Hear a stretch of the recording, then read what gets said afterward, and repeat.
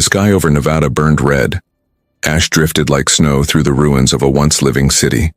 The air smelled of metal, smoke, and death. Machines crawled across the ground, their legs cutting into the cracked highway.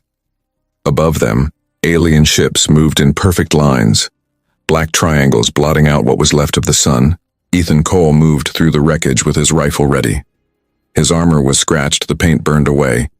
He had been fighting for 3 days without rest. His squad followed close behind, faces covered in dirt and dried blood. There were only 6 left now. They had started with 30. A deep sound rolled across the desert. The ground shook. Another alien dropship landed near the old city limits. Bright blue lights scanned the area. The Xylar hunters were coming again. Ethan stopped and raised his hand. The squad froze. He crouched behind a broken car and watched the scanners sweep across the ruins. The light passed just above his helmet. His heart pounded, but his hands did not shake. He had felt fear once, long ago. Now there was only focus. The radio in his ear crackled. "Captain, we can't hold them much longer," said Diaz, his second in command. "They're moving faster every time." "They think they're chasing prey," Ethan said quietly. "Let's make them choke on the hunt." He pulled a small device from his belt and pressed the trigger. Across the field, hidden charges exploded. Fire and metal flew through the air. Alien machines screamed as their armor burned. The squad opened fire, short bursts of plasma lighting up the smoke. The Xylar were tall, thin, and wrapped in dark armor that moved like living skin. They fought with cold precision, but they had never faced humans like these. Ethan's team moved fast, shooting, falling back, then striking again from another angle. They used old tunnels, broken streets, and collapsed buildings to vanish like ghosts. A creature lunged out of the fire. Its claws hit the ground beside Ethan. He rolled, fired 3 times, and the thing fell, its body cracking apart. Steam rose from its wounds. Ethan stood, breathing hard, his armor glowing red from the heat. The fight ended as quickly as it began. The humans retreated into a half-buried metro tunnel. Inside, dim red lights flickered. The air was thick with dust. Diaz dropped to the ground, coughing. 2 soldiers checked their ammo. One stared at the ceiling, whispering a quiet prayer. Ethan sat near a broken console. He wiped blood from his face and listened. The distant roar of alien engines echoed above them. They were moving on. For now. A faint sound came through the static of his helmet radio. It was a signal. Faint, but real. It repeated every few seconds, an old human distress code. Ethan's eyes narrowed. "That's a human beacon," he said. Diaz looked up. "No way. Everyone out there's gone. Could be alien bait." "Maybe," Ethan said. He turned the dial, boosting the signal. It came from 20 miles inside Xylar lines. Diaz shook his head. "It's suicide." Ethan stood, reloading his weapon. "If it's human, we don't leave them." He looked at his squad. No one argued. They were too tired for hope, but too human to walk away. They packed what ammo they had left and moved toward the exit. Outside, the desert glowed under the red sky. Alien lights moved in the clouds like storm lightning. The sand trembled under heavy engines. Ethan looked up. A shadow passed over the ground. It grew larger, darker. He realized it wasn't a cloud. A Xylar warship was descending, its engines shaking the world. The beacon signal still pulsed in his ear. He whispered almost to himself, "Then we move fast." The sky split open with sound as the alien ship touched down right above them. The desert shook as the Xylar warship landed. Its engines screamed across the sand, throwing waves of heat through the ruins. Ethan Cole and his team crouched low behind a ridge, their armor covered in dust. The distress signal still echoed in his headset, steady and cold. It was close now. Diaz looked through the scope of his rifle. "I count at least 20 guards, probably more inside. We can't fight that." Ethan studied the ship. The hull was marked with strange blue symbols. The landing bay doors were open. Cargo units were being unloaded by machines that looked half alive, half metal. Among them stood a single alien officer, taller than the rest, giving orders in a deep mechanical tone. "We don't need to fight all of them," Ethan said. We just need to get in. They moved at dusk. Smoke from the crashed cities covered the horizon. Using the wreckage for cover, they crept closer to the ship.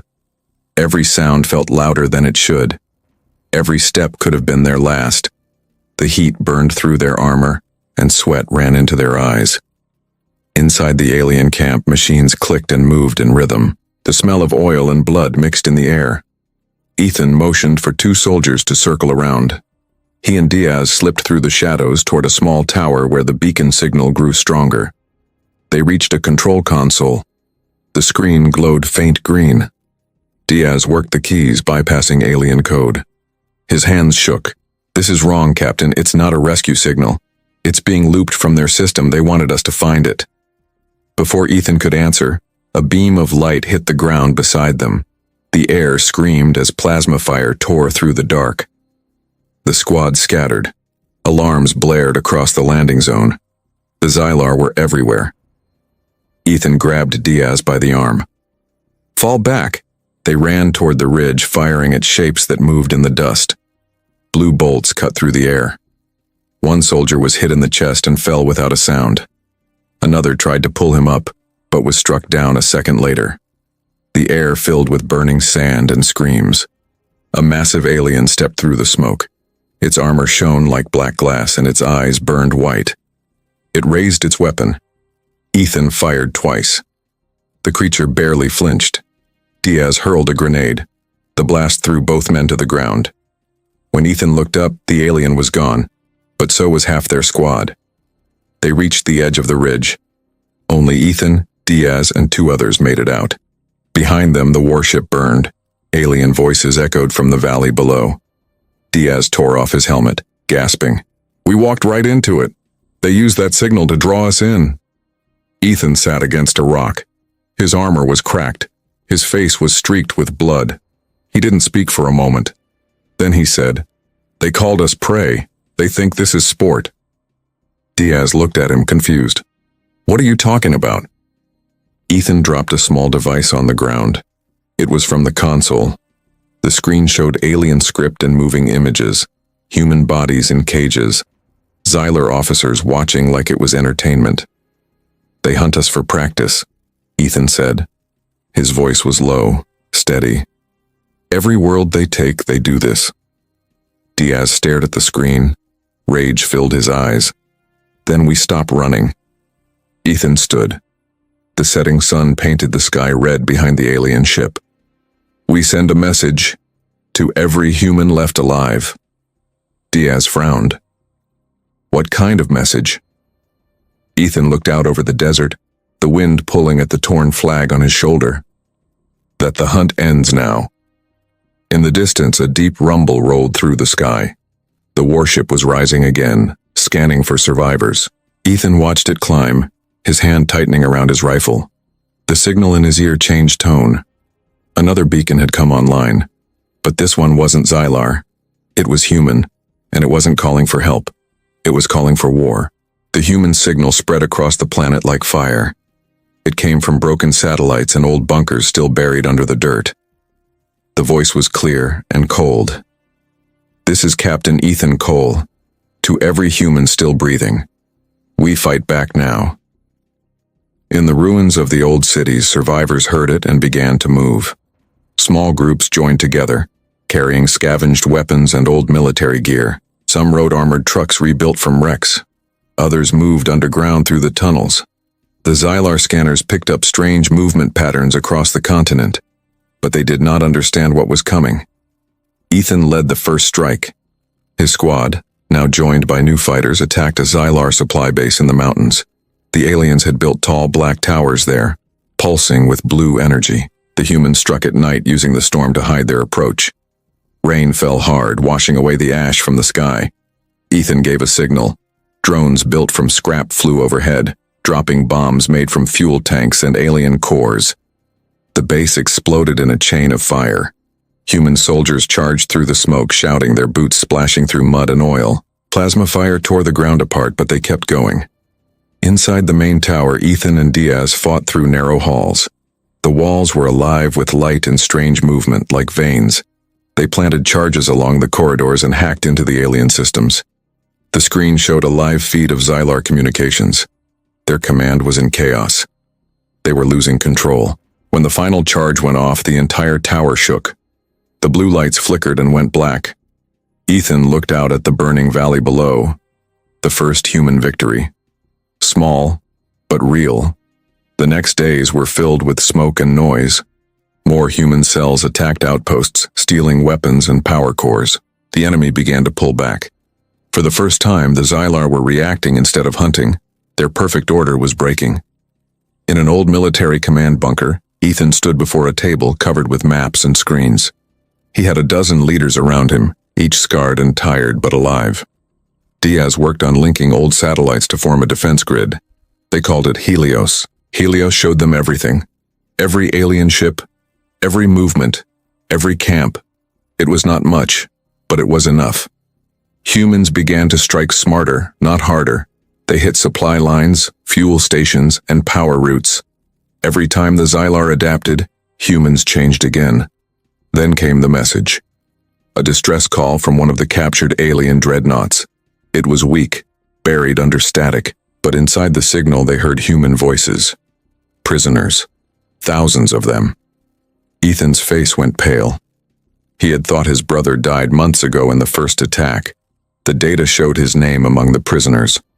Cole, Aaron, still alive. Diaz saw the look in his eyes. Captain, we can't go after them yet. The dreadnought is in orbit. We don't have the ships. We'll take one, Ethan said. His tone was flat, but his eyes burned. That ship belongs to us now. The next mission was a nightmare. The humans hijacked a small alien transport and flew straight into orbit, hiding behind debris fields. When they reached the dreadnought, they cut through the hull and entered the dark interior. The corridors were cold and wet. The air smelled of chemicals and death. Inside they found rows of cages. Humans locked in glass tanks, tubes running through their bodies.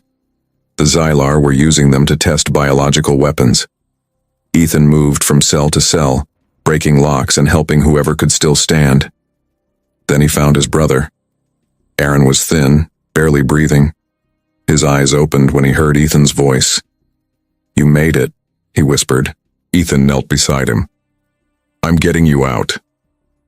Aaron shook his head weakly. "Don't fight for revenge. Fight so no one ends like this. Promise me." Ethan held his brother's hand until it went still. His eyes stayed on the body, his jaw tight, his breath cold. Diaz touched his shoulder. "Captain, the ship's reactors are unstable. We have to go." Ethan stood slowly. "Then let's make sure it counts." They armed the reactor core and escaped in a stolen shuttle. As the ship pulled away, the dreadnought began to glow. A blinding white light filled the sky. The explosion was seen from the surface, a flash across the horizon. The humans cheered, but Ethan said nothing. He watched the fire fade and whispered, "One less monster in the dark." Then Helios picked up a new reading, hundreds of ships entering orbit. The Xylar were coming in full force. The blast from the dreadnought turned night into day. For one brief moment, the war paused. Every human who saw that flash felt something they had not felt in a long time. Hope. Ethan Cole watched from the command bunker as the light faded from the sky. He said nothing. His hands were clenched on the table. Around him, the room was filled with shouts and movement. Soldiers celebrated. Radios crackled with messages from survivors all over the world. The humans had struck a wound deep into the Xylar fleet. But the silence that followed was worse. The next wave came faster than anyone expected. Helios screens lit up with red markers. Dozens of ships entered the upper atmosphere, then hundreds. They covered the planet like a swarm. The Xylar home fleet had arrived. Diaz leaned over the console. "They're hitting every continent. They're not taking ground anymore, they're burning it." Ethan turned toward him. His face was pale, but his eyes were steady. "Then we stop them here. Earth doesn't fall again." The ground shook as the first impact hit miles away. The bunker lights flickered. The humans moved fast, setting up anti-orbital cannons, linking old defense grids. Helios took control of drones, satellites and missile platforms that had been silent for years. The air outside filled with trails of fire. Across the world, cities became fortresses. Every street, every bridge, every tunnel was turned into a trap. Human soldiers fought from rooftops and shadows, ambushing alien walkers with stolen plasma launchers. The Xylar expected fear. What they found was fury. Ethan's command team worked without rest. Reports came in from across the planet. Losses were heavy, but the aliens were losing ships faster than they could replace them. The Xylar began to hesitate, their perfect formations breaking apart under unpredictable attacks. Then came something unexpected. The captured alien officer, the one they had taken weeks earlier, requested to speak with Ethan. His name was Varric. He was held in a containment cell deep underground. Ethan entered the chamber. The air was cold. Varric stood behind a field of energy, his armor dull and cracked. His voice was calm.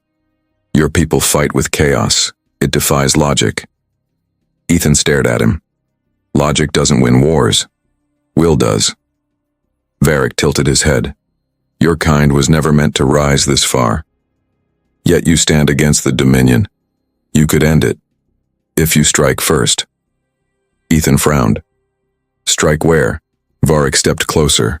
The light reflected off his black eyes. "The Heart World, the Xylar Prime Network. You destroy that, and the fleet dies with it." Ethan said nothing for a long time.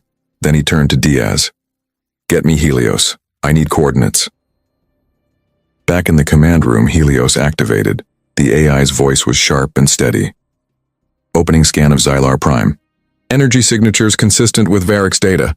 Probability of success 12%. Diaz sighed. "That's suicide." Ethan looked at him. So was surviving the first invasion. The plan came together fast.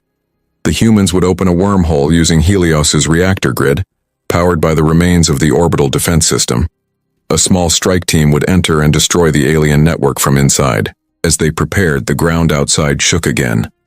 A massive shadow passed over the bunker. The largest Xylar ship yet descended through the clouds. Its engines burned red across the sky. Diaz ran to the window. "They found us." Ethan grabbed his rifle and checked the power cell.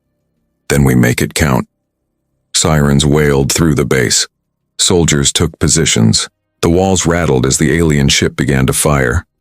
Dust fell from the ceiling. Helios's voice echoed through the speakers. "Wormhole sequence at 80%. Power holding." Ethan's eyes locked on the display. The wormhole ring glowed with blinding light. The roar of alien engines filled the air. He turned to his men. "You all wanted to know what Apex really means. Time to show them." The roof tore open as the Xylar ship fired again. A column of light shot down, hitting the ground only meters away. The room exploded in fire and smoke. Through the chaos, Helios's final words cut through the noise.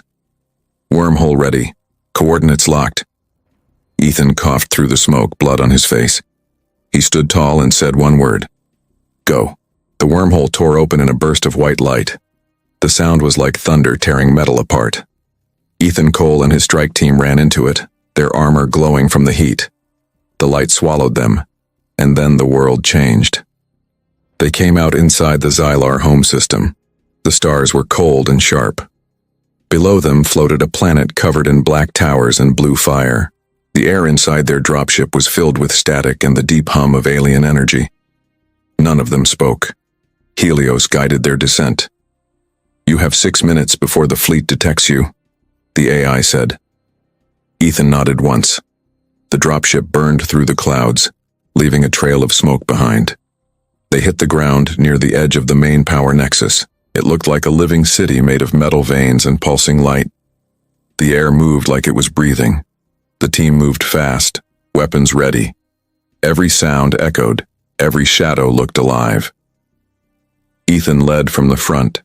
His face was hard, his steps silent. The mission was simple. Reach the core, plant the explosives, and destroy the Xylar control network. Without it, their fleet would collapse. A squad of Xylar soldiers appeared ahead, moving in perfect formation. Plasma fire filled the air. The humans hit the ground and returned fire. The fight was fast and brutal. The aliens were faster, stronger, but the humans were unpredictable. Diaz threw a charge under a platform. The blast sent the aliens flying. They pushed forward through narrow tunnels lined with glowing cables. The walls shook from distant battles. Outside, the Xylar fleet began to move, sensing danger. Time was running out. Inside the core chamber, everything was alive with blue light. The main reactor pulsed like a giant heart. Streams of energy ran through it, connecting to towers that reached into the sky. Ethan looked at it for a second, knowing what destroying it meant. He took out the detonators and handed them to Diaz. "Set it and go," Ethan said. Diaz hesitated. "You're not coming with us, are you?" Ethan loaded his rifle. Somebody has to hold them off. Before Diaz could argue, the chamber doors burst open. Xylar elites stormed in, their armor glowing. Ethan took cover and opened fire. The humans fought back, one by one falling to the swarm. The air filled with smoke, fire, and screams. Diaz finished arming the last charge. He shouted over the gunfire, "It's done." Ethan nodded. "Get them out of here." Diaz looked at him for a moment, then pulled the remaining soldiers toward the exit. Ethan stayed behind, firing until his rifle overheated. He grabbed a fallen alien weapon and kept going. His armor was cracked, his movement slower, but he didn't stop. A tall figure stepped through the fire. It was the Xylar commander from Nevada, the same one who had called humans prey. Its voice echoed through the room. "You are a mistake of nature. You fight only to delay the end." Ethan stepped closer, burned and bleeding. "You made one mistake. You thought we needed to be created." He fired a plasma round straight into the alien's chest. The commander fell, its armor cracking apart. The floor began to shake. The reactor was reaching overload. Ethan looked up as the core turned blinding white. His radio buzzed. Diaz's voice came through, weak but steady. "We're clear. Detonate when ready." Ethan smiled faintly. "See you on the other side." He pressed the trigger. The explosion tore through the entire complex. The planet split open in a wave of fire. Across the galaxy, Xylar ships went dark, their control network gone. Earth watched the stars flare one last time before the sky went quiet. Hours later, the human fleet picked up a faint signal from deep space. It was Helios. "Mission complete," the AI said. But new energy signatures detected beyond known systems. Unknown origin. Diaz looked at the screen, his voice low. "What now?" The radio crackled once more. A distorted human voice came through, faint and distant. "Tell them the hunt is over, but the real war has just begun."